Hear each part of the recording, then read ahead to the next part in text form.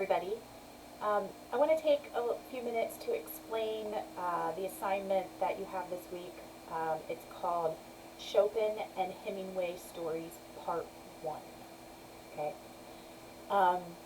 You don't have to review any particular lesson for this assignment. This is actually sort of a preview to get us started going into the next set of lessons that we're going to be working on.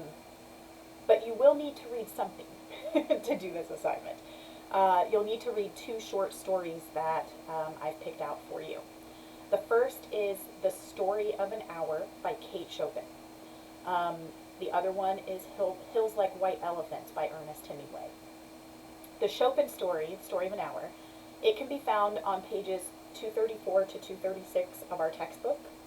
I have also attached a copy of that story as a Word document underneath the assignment instructions.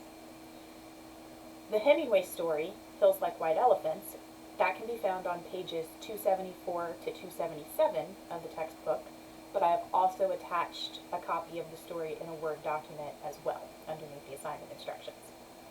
Okay. So you're going to need to complete this in a Word document. You can, of course, copy and paste everything in these instructions into your own Word document. You can simply answer the questions in a new Word document, or I've also attached the assignment sheet underneath the assignment instructions, so you can download that and type your answers directly into the assignment. Then you'll save that to your computer or flash drive and upload that file to submit the homework. So, for the homework, you're going to read both of those short stories, okay? The Chopin story, I think you shouldn't have any trouble getting through it. It really is on the shorter side, and it's not terribly difficult to keep up with. The Hemingway story, Hills Like White Elephants,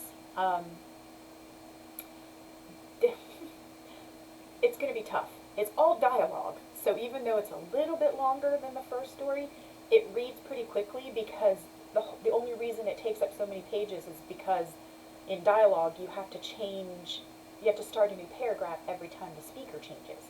So if you've got two people going back and forth, it's like you're constantly starting a new paragraph, and it therefore takes up more space. But the whole thing is almost all dialogue between the two main characters. It might be confusing to keep track of who's saying what, so do your best to try to, keep track of that as you're reading. Otherwise, you're probably going to be pretty confused by the second story, by Hills Like White Elephants, and that's okay. You're supposed to be. You'll notice in the instructions for both stories that I don't want you to do any research, okay? But let's go through what I want you to do for each story. So after you read The Story of an Hour by Kate Chopin, I have 3 questions that I want you to answer. So the first is, describe Mrs. Mallard's feelings upon the death of her husband. Then describe her feelings when her husband returns home. Second question, what do you find surprising or shocking about the story? And number 3, what questions do you have after reading the story? Be thorough with your answers here. Don't give me just one sentence. I'm sure there's going to be something that was somewhat surprising or shocking. I'm sure there's still questions that you have, okay? And if you don't have any questions, then use that opportunity to tell me what you think the story is all about. And if you don't have any questions, do not do any research, no research whatsoever about this story. We're going to be discussing it over the next few weeks, right? We're going to be looking at all different aspects of this story. Do not do any research on it right now. I want your honest to goodness, an original response after reading the story. It doesn't matter how far off base you are. It doesn't matter if you're totally wrong. It's okay. Give it your best shot. Okay? Once you have finished with the story of an hour, then you can read Hills Like White Elephants by Ernest Hemingway. And again, it's a lot of dialogue, got to keep track of it. It's a super confusing story. And just roll with it. Just go with it. Once you've read it, these are the 3 questions I want you to answer. 1. Who are the main characters in Hills Like White Elephants? There's 2 main characters. Who are they? What did you learn about each character as you read?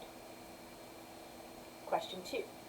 Although most of the story is made up of dialogue, there are several moments where the narrator describes the setting of the story. Look for those moments, go back and look at them, and tell me, what do we learn about the setting? And then number 3, what questions do you have after reading the story? I guarantee you, you're going to have some.